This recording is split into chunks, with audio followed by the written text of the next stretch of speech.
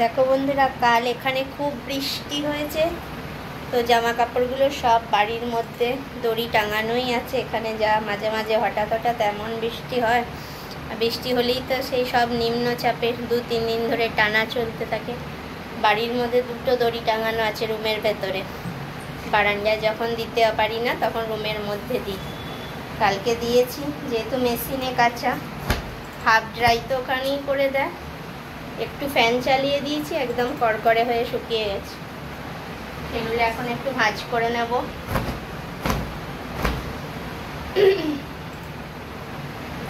আজকে মেয়েকে তো হাজবেন্ডেরও ছুটি আর মেয়েরও ছুটি, তো একটু লেট করে রান্না করলেও চলবে। সকালবেলা টিফিন বানানো, রান্না করার টাইমের মধ্যে কোনো ঝামেলা নেই।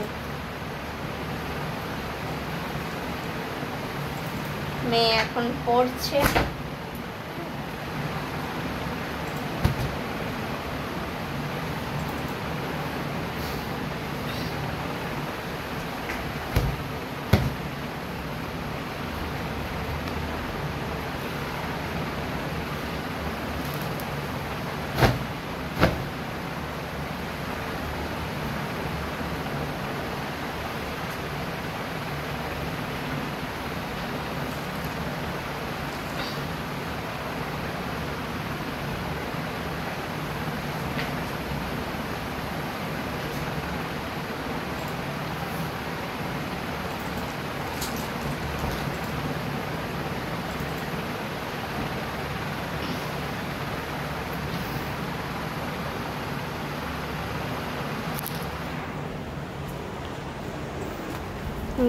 মেয়ে এখানে পড়তে বসেছে।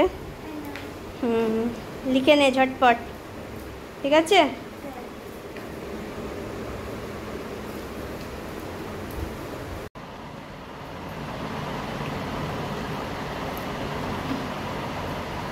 তো দেখো বন্ধুরা, এখন ঘড়িতে বাজে 12টা 20 নাগাদ হবে। এখন চা নিয়ে বসে পড়েছি দুজনা। ও ল্যাপটপে কাজ করছে, ওর যেহেতু আজ ছুটি আছে। দুজনারই খুব চায়ের নেশা, তো চা বানিয়ে বসে পড়েছি দুজনা মিলে খেতে। মেয়ে ওখানে পড়ছে ডাইনিংয়ে, ও যেহেতু কাজ করছে। চায়ের একটু সঙ্গী না হলে তো চা খেতে ভালো লাগে না।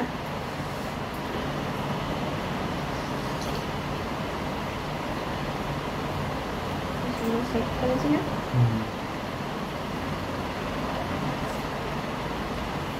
তোমরা কে কে চা খেতে ভালোবাসো জানাবে। কাদের কাদের চায়ের নেশা আছে, কমেন্ট তো করছো না।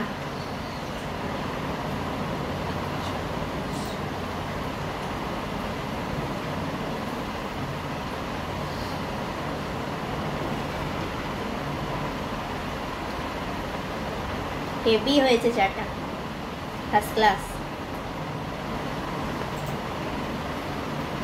দাঁড়াও আসছি, মা ফোন করছে। তো দেখুন বন্ধুরা, আমার মেয়ে যখন নার্সারিতে পড়তো তখন আমরা রাউরকেল্লায় থাকতাম, উড়িষ্যার রাউরকেল্লায়। সেই সময় ও এই পারফর্মটা করেছিল। এই যে এটা হচ্ছে আমার মেয়ে, এই যে এইটা নার্সারিতে পড়তো তখন। অ্যানুয়াল ফাংশনে এই নাচটা করেছিল। এই যে শ্রী সাই English medium school annual function.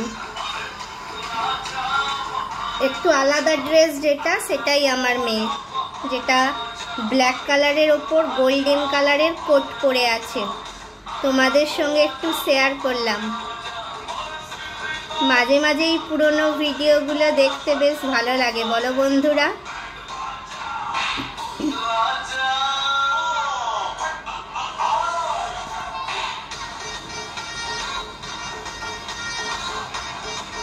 ছোট বাচ্চা তো যা করেছে সেই অনেক করেছে। স্টেজে উঠে যে চুপ করে দাঁড়িয়ে থাকেনি, এটাই অনেক। হাত পা নাড়িয়েছে, এটাই অনেক বড় ব্যাপার।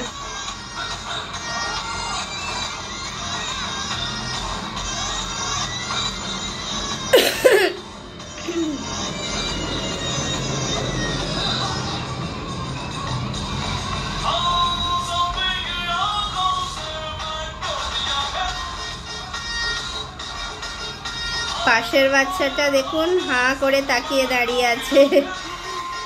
বাচ্চাদের এই জিনিসগুলো দেখতেও মজা আসে।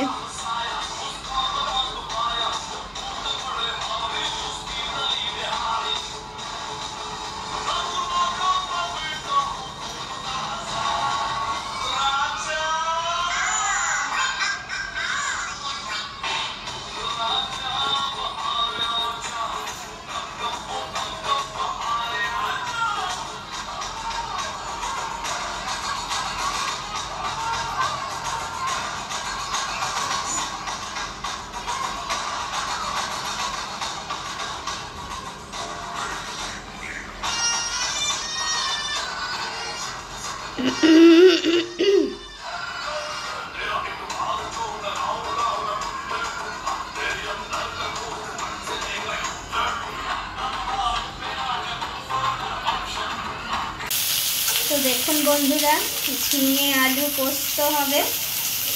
আর একটুখানি বেগুন ছিল, বেগুনটা তুলে দেওয়ার জন্য বেগুনটাও দিয়ে দিয়েছি। আজকে পোস্ত হবে ছুটির দিনে, কারণ কালই চিকেন খাওয়া হয়েছে, কালই এঁচড় খাওয়া হয়েছে, ওই জন্য আজ একটু হালকা পাতলা খাবো ভাবছি।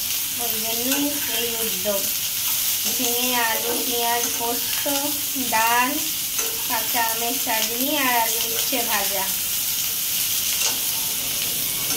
তোমরা কারা কারা পোস্ত খেতে ভালোবাসো কমেন্ট বক্সে কমেন্ট করে জানিও।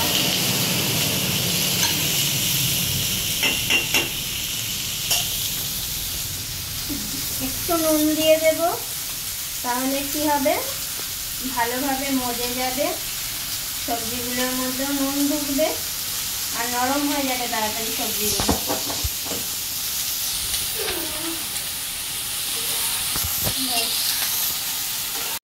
দেখুন বন্ধুরা, গরম গরম মাছের ডিমের বড়া ভেজে নিচ্ছি। এখানে দিয়েছি বেসন, দিয়েছি কাঁচা লঙ্কা, দিয়েছি আর দিয়েছি কাঁচা পেঁয়াজ, আর একটু জিরের গুঁড়ো দিয়েছি, যাতে একটু যে আষ্টে গন্ধটা যদি থাকে তাহলে কেটে যাবে এটা। আর বেশ ভেতরগুলো সবসময় বাড়িয়ে ভাজলে কিন্তু হবে না, মাঝে মাঝে কমিয়ে কমিয়েও ভাজতে হবে, যাতে ভেতরগুলো প্রপার ভাজা হয়, নাহলে ভেতরগুলো কাঁচা থেকে যাবে, ওপরগুলো ক্রিস্পি লাগবে। গরম গরম মাছের ডিমের বড়া খেতে কিন্তু খুব ভালো লাগে।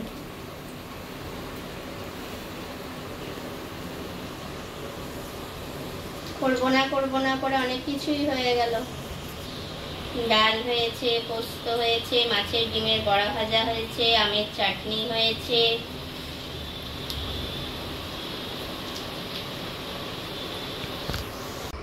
তো দেখো বন্ধুরা, এখন বাজে দুপুর 2:20। এখানে পোস্ত বেশি করে, আর তখন ডাল বললাম, ডাল নয় সরি, ডাল সেদ্ধ মাখা।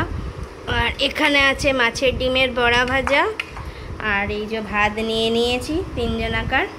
ওহো, আলু উচ্ছে ভাজাটা তো নিতে ভুলে গেছি, দাঁড়া নিয়ে আসছি, সরি, আলু উচ্ছে ভাজাটা নিয়ে আসছি। হ্যাঁ, তোমরা দেখতে থাকো। আর কারা কারা এই ডাল সেদ্ধ মাখা খেতে ভালোবাসো জানিও। অনেক দিন পর খাচ্ছি, ডালটাই করা হয়, ডাল সেদ্ধ মাখাটা করা হয় না। এই কাঁচা তেল, নুন, কাঁচা লঙ্কা, কাঁচা পেঁয়াজ দিয়ে মাখবো। চলো দেখতে থাকো। দেখো বন্ধুরা, রাত্রিবেলা একটু সিমুই করে নিচ্ছি, পোস্ত আছে, রুটি করে নিয়েছি সন্ধ্যাবেলা, আর এই যে একটু সিমুই করে নিচ্ছি। এইদিকে একদিকে দুধ বসিয়ে দিয়েছি, আর এইদিকে সিমুই মতলব লাচ্ছা আর কি। লাচ্ছার প্যাকেটটা অনেক বড়, তো না তুলে দিলে এগুলো ঘিয়ে ভাজাই থাকে, কিন্তু তার ওপরেও যদি তোমরা একটু ঘিয়ে না ভেজে নাও না, একটা ভটকা একটা গন্ধ ছাড়ে, ভালো লাগবে না তখন এই লাচ্ছাটা খেতে ভালো লাগবে না।